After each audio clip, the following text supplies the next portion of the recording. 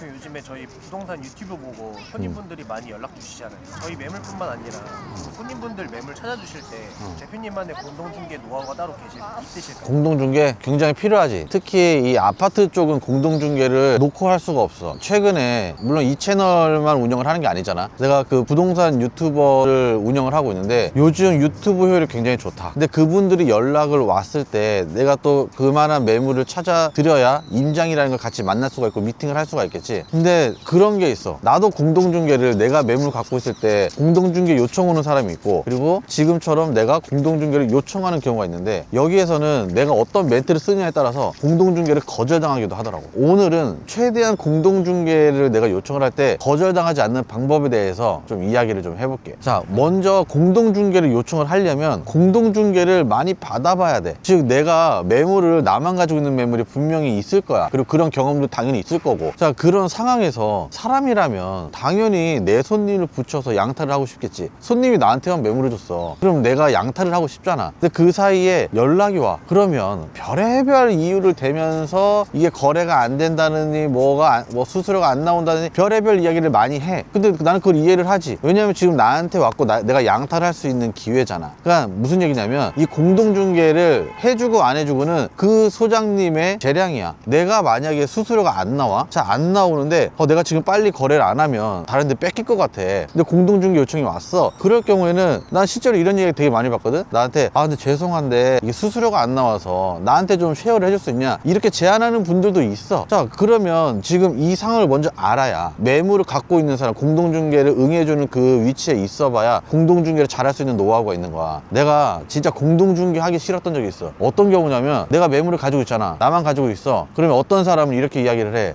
대표님, 제 손님이 이제 집이 팔렸고, 그리고 지금 딱 대표님이 가지고 있는 그 층, 그 타입을 원하는 사람이 있다. 자, 이렇게 이야기해서 들어오는 사람과 그냥 전화 와가지고 그거 공동중개 돼요? 그냥 이렇게 물어보는 사람이 있어. 근데 자기 신분도 안 밝히고, 그리고 손님에 대해서 이야기도 안 해. 그럼 내가 계속 물어봐야 돼. 그 손님 입주 언제예요? 그 손님 뭐 대출 받아요? 뭐 그 손님 집 팔렸어요? 내가 다 물어봐야 돼. 근데 내가 굳이 그걸 왜 하냐고. 내가 매물 갖고 있는데, 내가 내 손님 붙여도 되는데. 자, 내가 그때 그런 감정을 좀 느끼면서 나는 그때 깨달았지.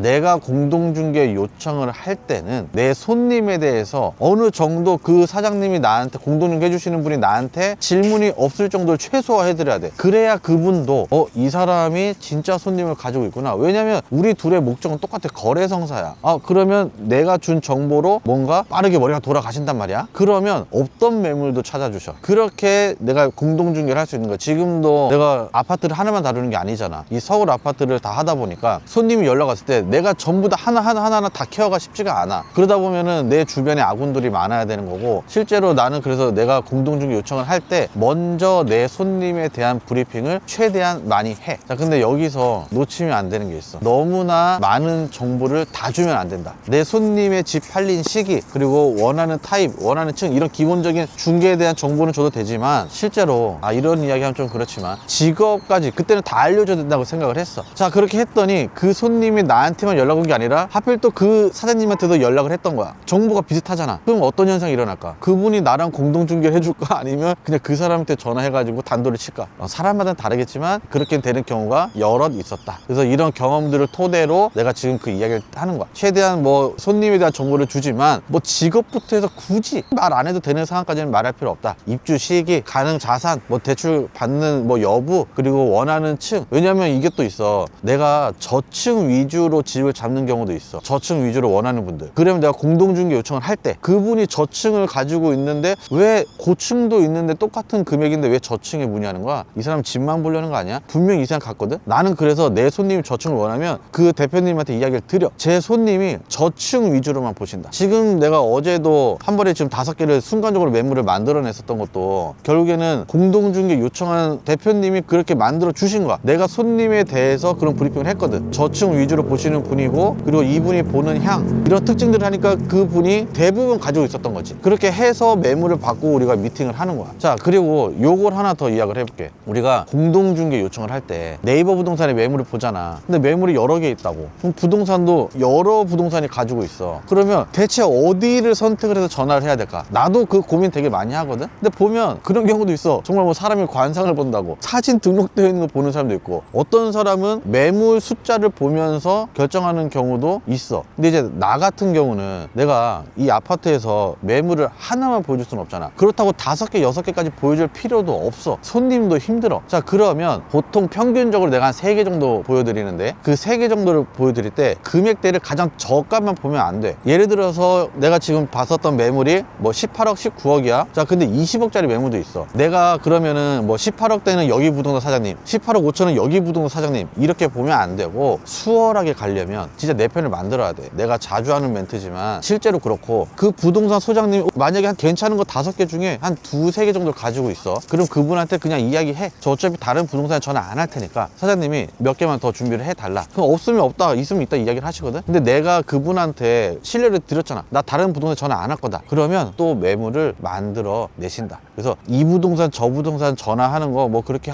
하는 사람도 있지만, 내 스타일은 나는 딱 요 단지를 본다? 그러면 보통 그분과 우선은 최대한 미팅을 해. 왜냐면 손님한테도 네이버에 나와 있는 매물 다 보여줄 수도 없고, 집 볼 수 있는 시간 맞추는 것도 쉽지가 않아. 그러니까 나와 있는 걸 무조건 다 볼 수 있다라는 거를 손님한테 그 기대감을 깨버려야 돼. 당신이 나올 수 있는 시간, 그리고 집 볼 수 있는 시간, 그럼 결국에는 나도 그 아파트에서 나랑 소통할 그런 소장님을 찾아야 되고, 그분과 매물을 봤는데 그분이 보여준 거에서는 마음에 드는 게 없어. 그럴 때는 어쩔 수 없이, 그럴 때는 다 근데 솔직히 이야기를 해드려야 된다. 그리고 한 번의 거래로 끝나면 안 돼. 무슨 얘기냐면, 매물을 나한테 보여준 거잖아. 전화를 해서 자기가 관리하고 있는 거를. 그러면 손님이랑 미팅이 끝나면 항상 연락을 해야 된다. 피드백을 드려야 된다, 그 소장님한테. 내 손님에 대해서. 왜냐면 굉장히 궁금해할 거잖아. 내 손님에 대해서 어느 정도 기대감이 있었기 때문에 또 매물을 보여주신 거지. 그래서 나는 이 공동중개는 참 매너가 중요하다. 내 기준으로만 보면 공동중개 잘하는 법 이것만 생각을 하겠지만, 사후 관리까지 해야 진짜 공동중개 매너가 끝까지 생긴다라는 거야.